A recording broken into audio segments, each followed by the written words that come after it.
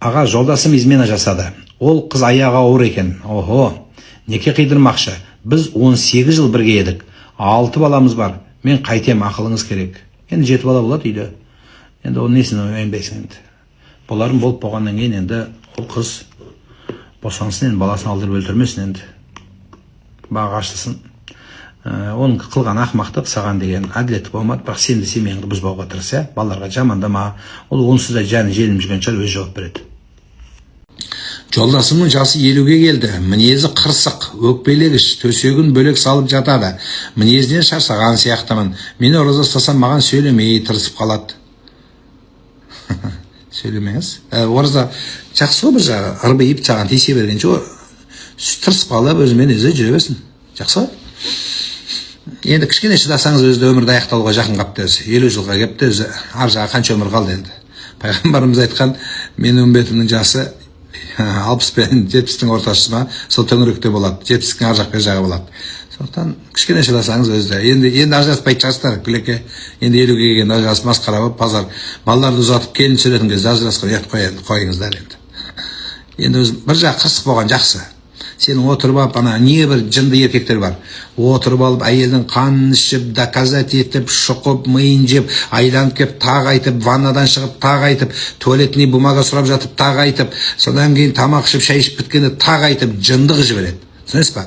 Солай болғанша өзімен өзі тырысып, залға барып жатпасын. Қуана бер, рахат, спокойно, тикток көріп жата бер. Рахат қой. Тырыса берсін ясын. Самый главный, үйден секіріп кетіп қалмаса болды. Қатты кетіп баратса шай беріп қой, жан деп, қарын ашқанда өз тамақ ішкенде шақырасың ғой, келмейді ол. Түнде тұрып тықыр етіп өз жейді, өліп қалмай керек қасынан. Өз мінез сондай. Қазір еркектердің көбі сондай.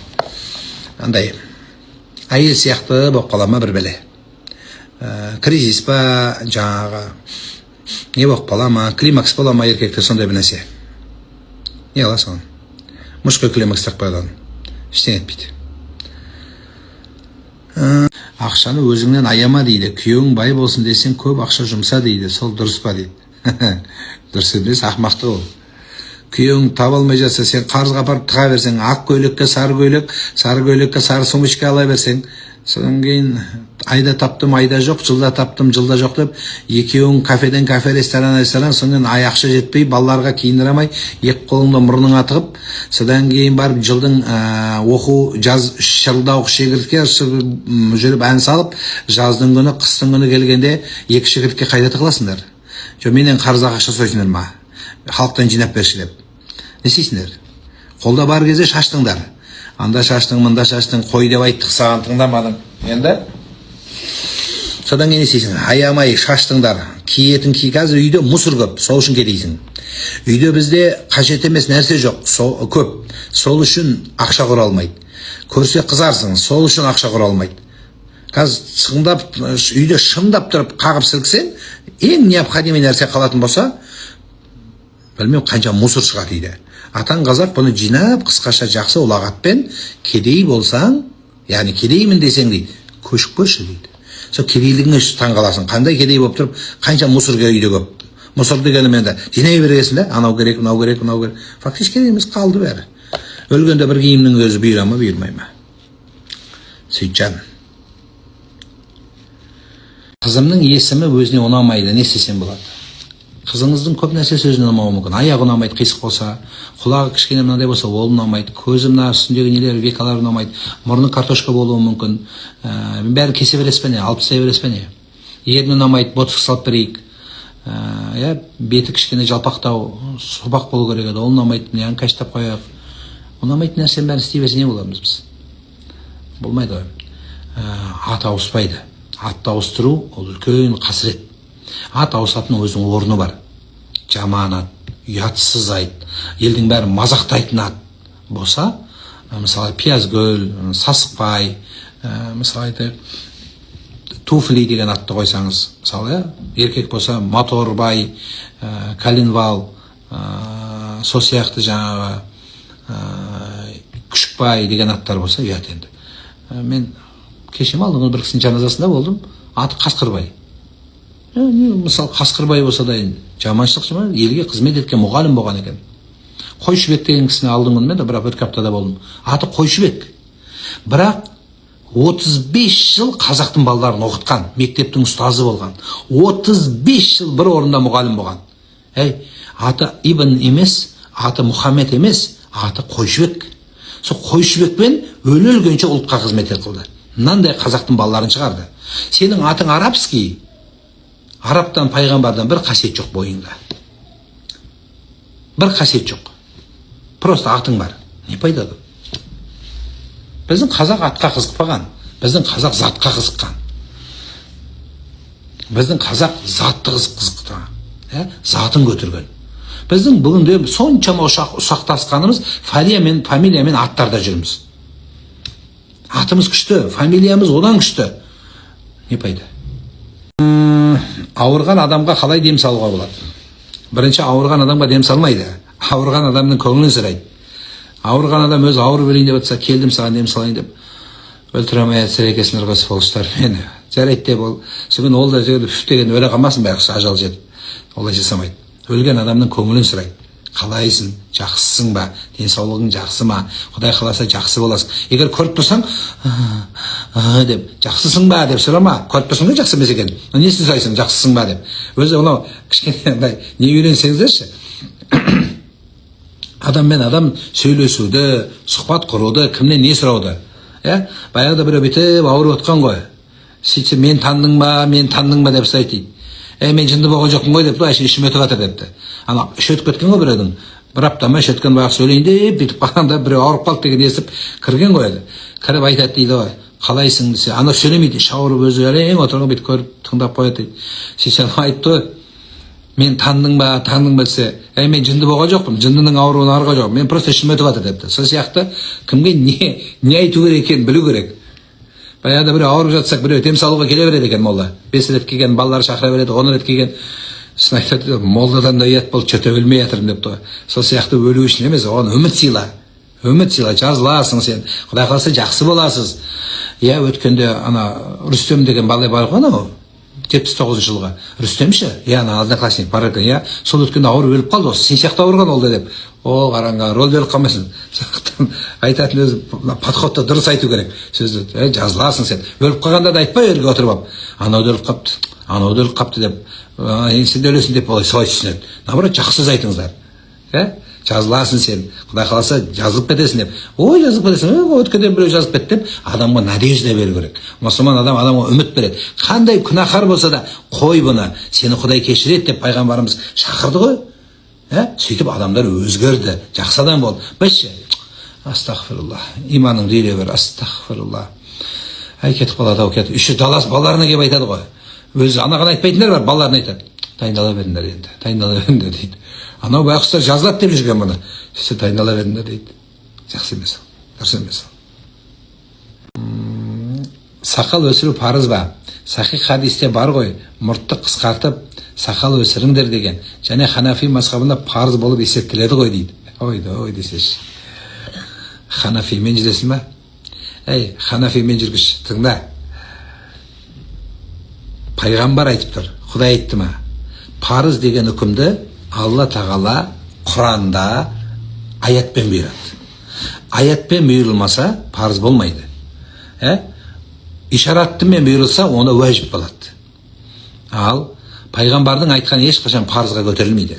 Сүннет болады. Сүннет муакка да болады. Мутаватир хадиспен келсе, енді ақида мәселесінде басқа мәселе, ол жерде енді парызға уәжіпке парызға көтерілетін мәселе бар, ол басқа мәселе. Басқа үкіммен кетеді. Ал енді сақал ешқашан парыз болмаған. Сақал өле-өлгенше біз дүние тұрғанша сүннет болады. Пайғамбардың жолы болады. Сен сақалды қойып алып тұрып мошенник болсаң, бірінші алдайтын болсаң, сақалыңды қырып таста. Қырып тастап, бәрін қырып тастап, кремнің бәрін жақ, бетіңді жылтырат. Содан кейін барып мошенник бол. Сақалмен ешкімді алдама. Сақалды анау аферист деп айтпа. Өткенде біреуге 14 жыл ма, 15 жыл қарызбен жүрмін, құтыла алмай жүрмін қарыздарынан дейді. Сақалымнан андай. Пока сақалыңды алмай құтылмайсың дедім. Неге дейді, сақал не қатысы бар дейді. Мен айттым, сені сақалды мошенник деп айтаматсың. Сөйтіп айтады, точно айттыңыз дейді. Қайдан білесіз дейді. Мен енді ақшамды бермей жүрсең, еще сақалды болсаң, не деп айтамыз саған? Сақалды молдаке демейді ғой, сақалды мошенник дейді сені. Сондықтан сен бірінші дедім, сол сияқты сақалды алып барып құтылшы айналайын дедім. Сақалды мошенник деген сөз жақсы емес. Бүкіл сақалдарға тиеді. Сондықтан сақал парыз емес, сақал сүннет айналайын. Сақал қойсаң атаңа ұқсайсың. Сақал қоймасаң апаңа ұқсайсың.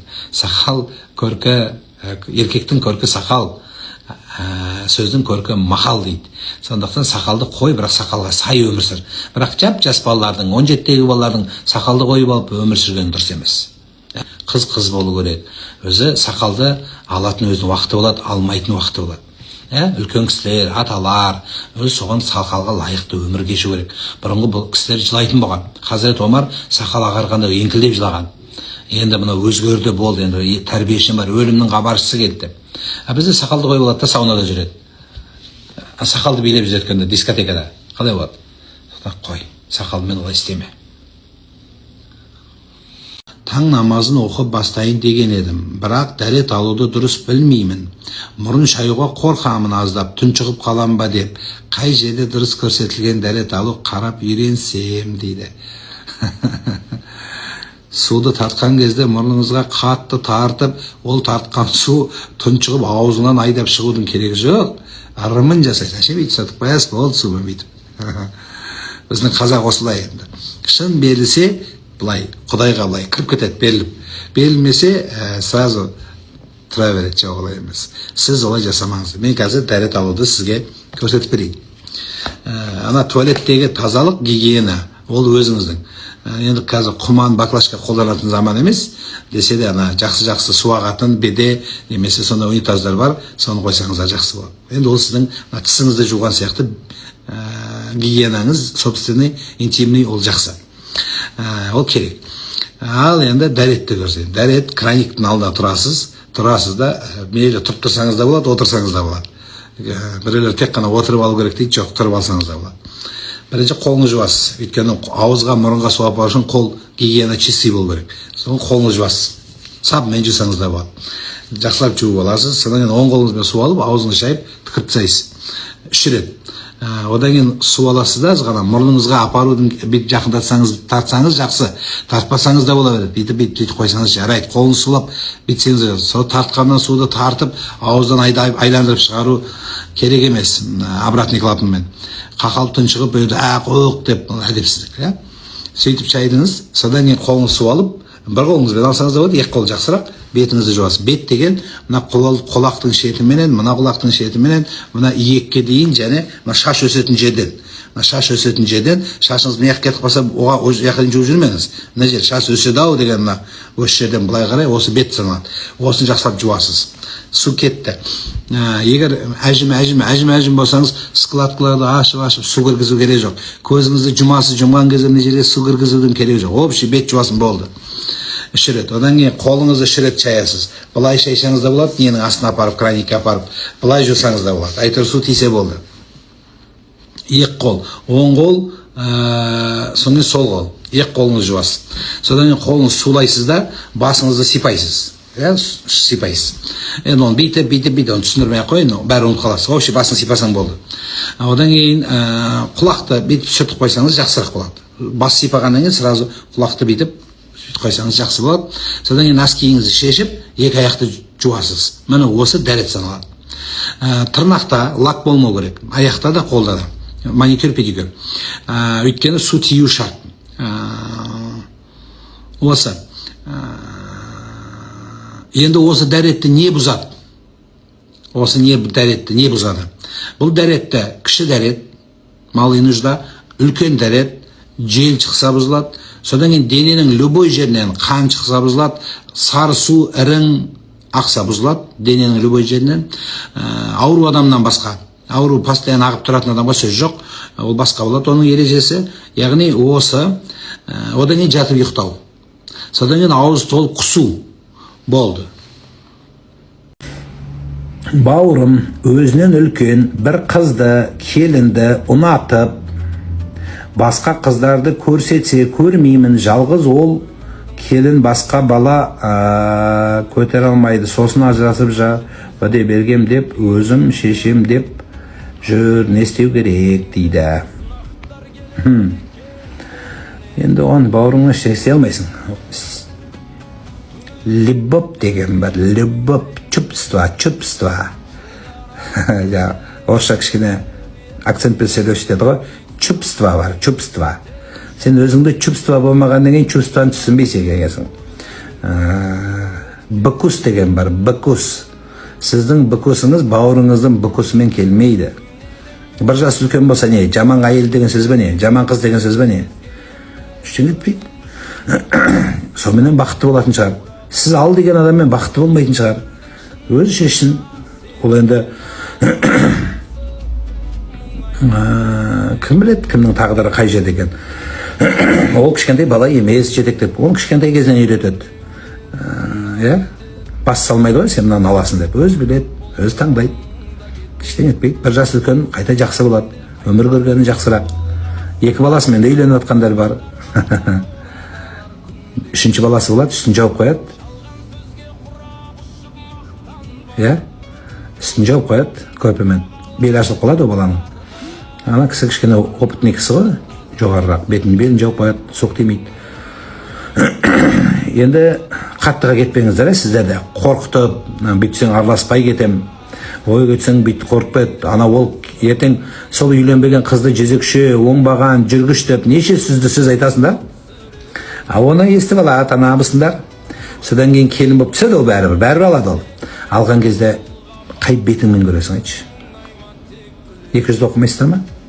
Балаң, мысалы сол бауырың соған үйленіп, ол бір бай жердің қызы болып шығып, немесе бай нағашысы келіп ақша беріп байып кетсе, өлдіңдер ғой бәрін. Қарабет тоқыласыңдар ғой, үйіне кіре алмай.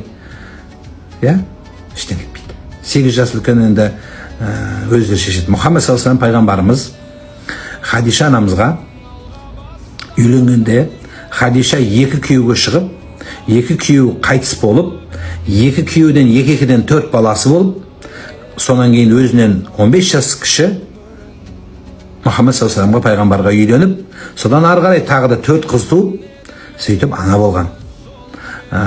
Оны Алла біледі қандай жерден бақытты болатынын, оны өзі шешеді. Ер адам өзі шешеді. Ол үшін бала кезінен үйрету керек. Біз саған кімді көрсетеміз, сен соны аласың деп үйретпегеннен кейін, ана түстен кейін ақыл кірудің қажеті жоқ уже. Поздно дейді ғой орысша айтқанда. Енді қазір қаттыға кетіп қалмаңыздар. Ұрпақ қалмай ма, өзі жалғыз ұл дейді. Кім айтты сізге ұрпақ қалмайды? Қалу керек, неге қалмайды? Қалады. Алла бермейді деген сөз жоқ қой. Ол енді жаңағы бала көтере алмайтын жаста емес шығар. Бір жас үлкен болса, балаң 30-да қаншада? 20-да ма қаншада? 25-те ма? Маткасын алып тастаған дейсіз ба? Ау, келмеген келінің маткасын қайдан білесіңдер?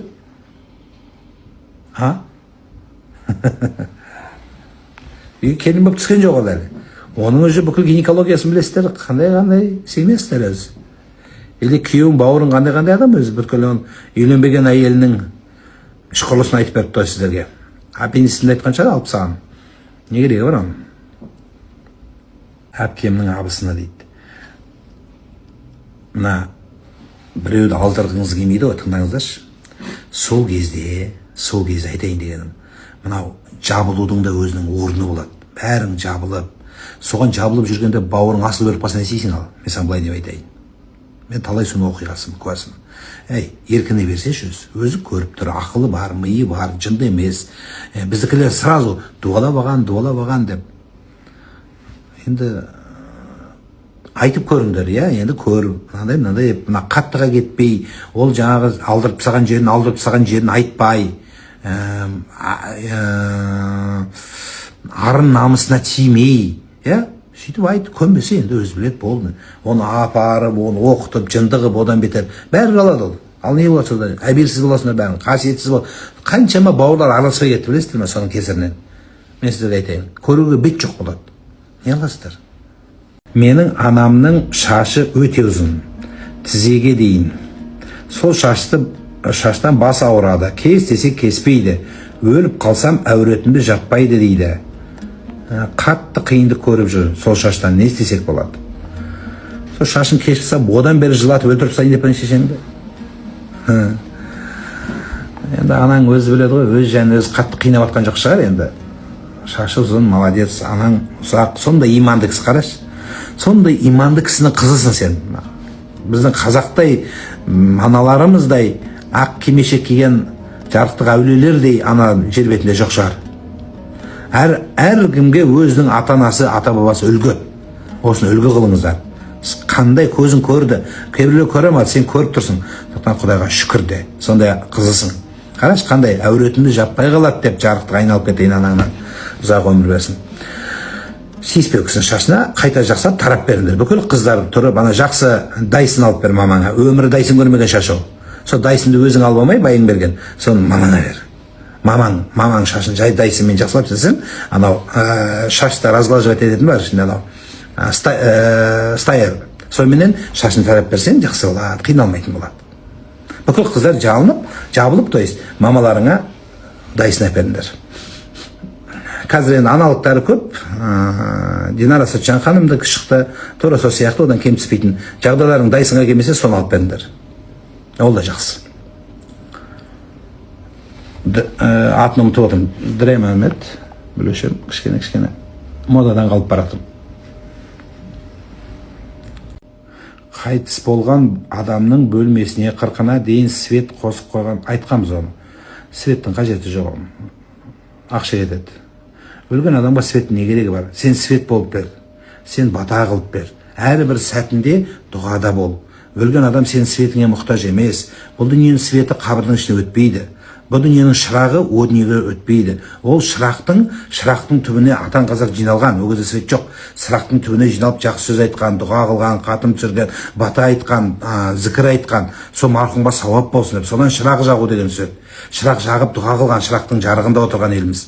Сондықтан енді сол қазір свет жағыпсың, сен не аузыңда дұға жоқ, не дәрет жоқ, не ғұсыл жоқ, аузың бәрі боқ ауыз, біреуге жаман комментарий жазу, ит пен шошқаға айналып біткеннен кейін сенің қандай светің пайда береді? Адам өзі свет болып жану керек. Шам шырақ бол деген сөз бар ғой. Маған шырақ жақ деген сөз жоқ. Маған шам шырақ бала бер дейді. Шам шырақ болсын дейді. Шам шырағы бол дейді. Шам шырағым менің дейді. Шам шырағым деген сөзіне шырақ болып жануы оның. Свечка жағып қою емес. 2 сағат свет жағып, соң түні бойы күнә істеп, таң атқанда харам ішіп, арақ ішіп, түнде тағы свет жағып қою емес ол. Қалай ол? Оған қандай ақыл керек оған? Қандай уағыз керек оны түсіндіру үшін? Білмеймін ғой.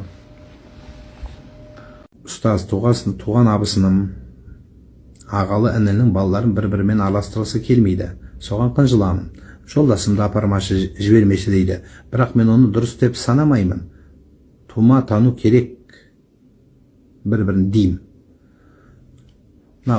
Магнит деген бар, білесің, магнит деген бар. Радионың арт жағында болады, қара магнитті білетін шығарсың. Сол магнит пен магнит былай жабысады. Магнит пен магнит былай жабыспайды.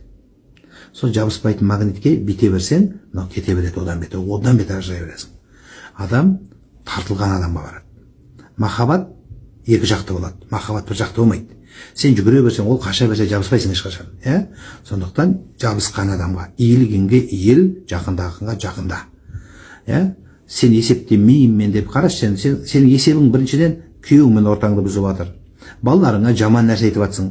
Мен жақындатамын. Сонда кім жаман? Олар жаман, абысың жаман деп тұрсың ғой сен. Не қыласың? Анасқысы келмейді.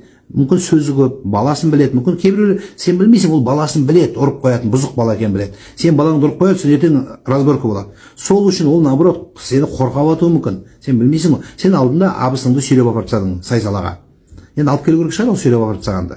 Мүмкін ол білет, баласының ауру екенін білет. Кейбіреулердің білет, ұрып қояды. Бар ғой, көзін шұқып алатын балалар бар, бұзық балалар бар. Соны сен балаңды ұрып қоймасын, ортамыз бұзылып кетпесінші деп қорғаша, сен жабыстыра бересің. Нең бар оған жабысып?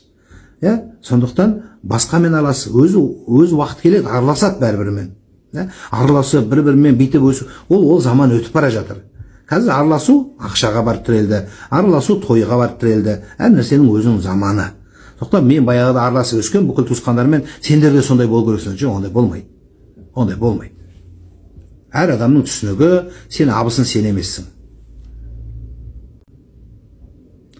Қызымның тұсауын әкеме кестірсем бола ма? Оны күйеуіңнен сұрайсың. Өз папаңа ма? Балаңның күйеуіңнің қайнатасы ғой. Күйеуің шешеді. Мен причем десем, мен кесетін менен сұрайсың. Кейбір мәселелерді күйеумен ақылдасыңыздар. Жолдасың айт. Жолдасыңды айландыр, былайша айтқанда. Бірақ ертең ана өзін әлсіз болып сезініп қалмасын, кейбір еркектерді абыройы көтеріліп қайта папасына кестір. Сенің папаңнан сенің күйеуіңнің авторитеті жоғары тұрады. Түсінікті? Осы сөз жаттап ал. Сенің әкеңнен сенің күйеуіңнің авторитеті сенің алдыңда жоғары тұрады. Сен оны менсінбейсің, бірақ бәрібір сенің күйеуің жоғары тұрады. Сол балаларға атасы жақын емес, балаларға әкесі жақын. Сондықтан папасы кесу керек. Папасына кестір. Атаң батасын берсін. Сіз атасыз қайнатасын ғой енді. Қайнатаң батасын берсін. Кескенді папасына бер. Еркекті көтеріледі, баласы көтеріледі. Дұрыс. Ол менсінбейсің, бір жерде дұрыс емес, ауыз сасық, қолтығы сасық, сені боқтайтын шығар, кейде жұмыс істемейтін шығар, тағы бір нәрсесі бар шығар. Бұл сол идеал болмаған үшін саған бай болды. Идеал болғанда сені пұшыққа қарамайтын еді. Сондықтан соны көтерсең, Құдай сені көтереді. Содан кейін балаларың соны көріп өседі. Балалар көсіп өсіп, ертең қызың күйеуге шыққанда ол да алақанына салып күйеуін. Содан кейін құдағиың, рахмет құдағи. Осындай, уже сен ұзатып жібергеннен қызың көнбейді саған. Я сама знаю дейді. Соны кішкентай кезінен әкесін сыйлап үйретсең, мейлі жаман болсын. Біреудің байына қызықпа, біреудің дүниесіне сасығына қызықпа, сен білмейсің оның өмірінде не болып жатқанын. Сен сол күйеуіңді бағала. Сол бағаласаң, Құдай саған береді. Ар-риджалу қауамуна аля ниса. Алла бұйырған солай Құранда. Сол бұйырғаны үшін сен соған мойынсың, қызым. Мойынсынсаң, мойынсын деп мен саған құл бол деп жатқан жоқпын.